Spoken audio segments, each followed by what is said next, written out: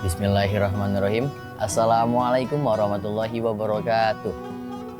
Alhamdulillahilladzi ja'alal qalama lil kitabah wal kitabah lil qiraah wal qiraah lil ma'rifah wal ma'rifah lil ibadah wal ibadah lillahi ta'ala. Amma ba'd. Yang pertama-tama, bahkan yang paling utama dan yang diutamakan oleh para ulama, marilah kita panjatkan puja dan puji syukur atas hadirat Allah Subhanahu wa taala yang telah menciptakan langit tanpa adanya tiang, dan yang telah menciptakan langit berhiaskan bulan dan bintang, dan yang telah menciptakan kita dari setetes air yang hina menjadi makhluk yang paling sempurna di sisinya. Tak lupa salawat bertangkaikan salam, berdaunkan sebuah ketaatan dan berbuahkan sebuah kerinduan. Tetap kita haturkan kepada sosok figur manusia yang rela berhujankan anak panah dan berselimutkan darah. Siapa lagi kalau bukan Sayyidina Muhammad Sallallahu Alaihi Wasallam bin Abdillah. Baik, pada kesempatan kali ini saya akan menyampaikan 5 hal yang dapat merusak pahala puasa atau bahkan membatalkan puasa. Selain hal-hal yang kita ketahui, seperti minum dan makan dengan disengaja dan memasukkan sesuatu ke lubang yang ada di tubuh kita. Sahabat yang beriman sekalian, hal yang pertama yang wajib kita hindari adalah ghibah. Ghibah ini sering kita lakukan secara tidak disengaja. Yang namanya laki-laki, kalau ngomong topinya tak terkendali. Pertamanya sih emang ngomongin kisah Nabi, tapi ujuk-ujuk nyambungnya ke anaknya Pak Haji. Astagfirullahaladzim. Maka dari itu, kita harus hati-hati dalam berbicara.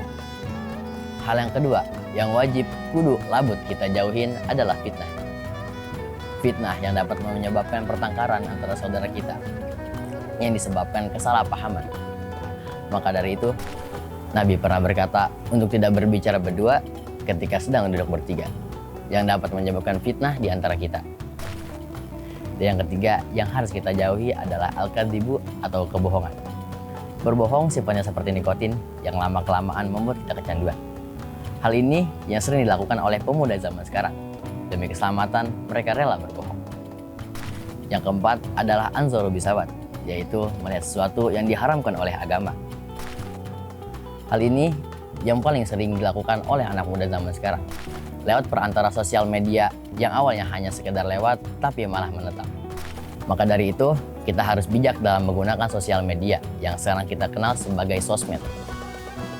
Sosial media dapat menjadi manfaat jika kita baik menggunakannya. Yang terakhir atau yang kelima adalah janji palsu. Janji palsu adalah janji yang diingkari atau tidak ditepati. Untuk apa kita berjanji jika ujungnya kita ingkari? Karena sesungguhnya berjanji adalah untuk ditepati. Maka dari itu, kita harus hati-hati dalam berbicara, apalagi dalam mengucapkan sumpah atau berjanji. Maka dari itu, mari kita tingkatkan semangat kita dalam beribadah dan menjauhkan 5 larangan yang telah tadi saya sebutkan.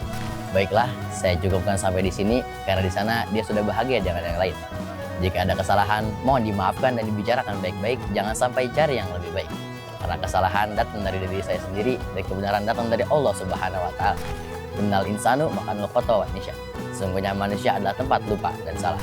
Akhirul kalam, wassalamualaikum warahmatullahi wabarakatuh.